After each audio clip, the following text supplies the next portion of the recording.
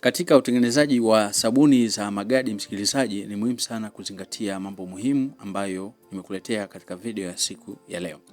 Kumbuka kwamba katika video ya siku ya leo nilikuwa naonyesha namna ambavyo unaweza ukakata sabuni yako baada ya kuwa umekwisha kuitengeneza siku moja kabla.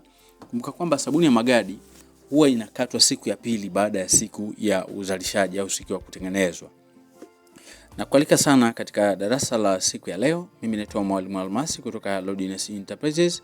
Karibu sana, nimeweza kukuandalia kitabu kinaitwa Ujasiriamali ni Ajira. Ndani ya hicho kitabu nimekuandikia utengenezaji wa sabuni za magadi, utengenezaji wa sabuni za vipande, sabuni za miche pamoja na sabuni tiba za kuogea pamoja na sabuni za kawaida za kuogea. Kwa hiyo nakualika sana tuende pamoja. Sabuni huwa inakatwa kwa kutumia kifaa ambacho kinajulikana kwa jina la mshipi. Mshipi ni kamba maalum ambayo inatumika kwa ajili ya kukata au kuslesi zile sabuni.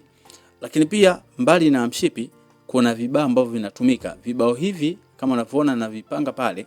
Vibao hivi kwanza unaenda kwa fundi seremala, unaenda na sample ya mche, anakutengenezea vibao kama hivi. Aftheni unavitumia katika ukataji.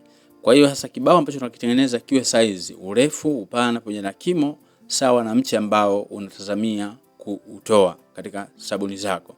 Kwa hivyo, na siku ya jana kumbuka kwamba tulikoroga mkorogo. Tukimaliza kukoroga mkorogo huu, basi tunamimina katika box letu. Box ambalo linakuwa lina shape ya pembe 4. Na lile box linapaswa kuwa na vipimo maalum. Mfano kama box ambalo limetumia, box langu ambalo tumetumia siku ya jana lilikuwa na upana wa sentimita 45, kimo 45 na urefu pia ilikuwa ni sentimita 62. Na box hilo tunalijaza kwa kutumia dumu 2 za mafuta na caustic kiwango ambacho kinatakiwa. Kuna rangi, kuna silicate pia lazima tuweke kwenye sabuni ya magadi kwa ajili ya kuboresha matokeo ili kupata matokeo mazuri zaidi. Jambo la kwanza, unapaswa kuchagua aina ya mafuta. Tumia mafuta ya mise. Mafuta ya mise ndo bidhaa mama au malighafi mama ambayo inatumika katika utengenezaji wa sabuni za magadi. Kwa sababu nasema malighafi mama kwa sababu gani? Vitu vingine unaweza kutumia kwa uchache sana, lakini mafuta yanatumika zaidi ya 75%.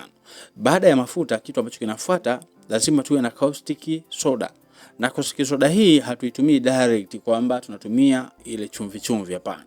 Tunayayusha kwa kutumia maji au tuna dilute, naweza kusema tunailoweka. Yes, tunaloweka kwenye maji kwa kipimo husika. Tunaloweka pia inakaa masaa 24 kwenye maji. After hayo masaa 24 tunachokifanya kwenye hiyo caustic, manake inakuwa caustic soda kabla haijachanganywa na maji, lakini baada ya kuchanganywa na maji inakuwa caustic solution. Na baada ya masaa 24 kupita, basi tunaipima kwa kifaa kinachotambulika kwa jina la hydrometer. Tunaipima kwa hydrometer kwa ajili ya kupata ile bomu ambayo tunataka. Hii itatusaidia kuepusha aidha sabuni kuathiri watumiaji, mfano kama kuchubua ngozi au sabuni kuwa ngumu kupita kiwango au vile sabuni kuwa laini. Kwa hiyo tunapotumia hydrometer kuna kipimo maalum ambacho unatakiwa ukilenge. Na ikitokea kama imekuwa juu zaidi, yani kemikali imekuwa juu zaidi ya yale maji, basi tunaongeza maji kwa ajili ya kuneutralize zaidi ifike kwenye kile kiwango ambacho tunakusudia. Na in case kwamba ikitokea inasoma chini zaidi, hii itafanya sabuni yako iwe laini au tepetepe au kutokuganda kabisa. Kwa hiyo tutachukua caustic, tutaiboost, tutaweka mpaka ifike kwenye kile kiwango ambacho tunakitaka. Kwa hiyo kwa ufupi sana, nipende kukukaribisha katika madarasa yetu ya WhatsApp au kujipatia nakala ya kitabu kinachotambulika kwa jina la Ujasiriamali ni Ajira, na utapata maarifa mengi sana ambayo yatakusaidia kujiajiri, kufungua kiwanda chako na kutokubali kukaa bila kufanya kazi. Hata kama una kazi unaweza kufanya hii kuwa kazi ya ziada, lakini pia unaweza ukaamua ukajipatia kipato kingine cha ziada au kwa ajili ya matumizi ya nyumbani. Karibu sana kwa ajili ya kujifunza. Basi unaweza kunitext WhatsApp kwa namba hizo ambazo zinaonekana, then nikakupatia utaratibu wa kupata nakala ya kitabu pamoja na utaratibu wa kupata madarasa yetu ya WhatsApp. Mimi naitwa Mwalimu Almasi kutoka Lodness Enterprises na kukaribisha na kukualika sana katika ujasiriamali wa kuzalisha bidhaa mbalimbali.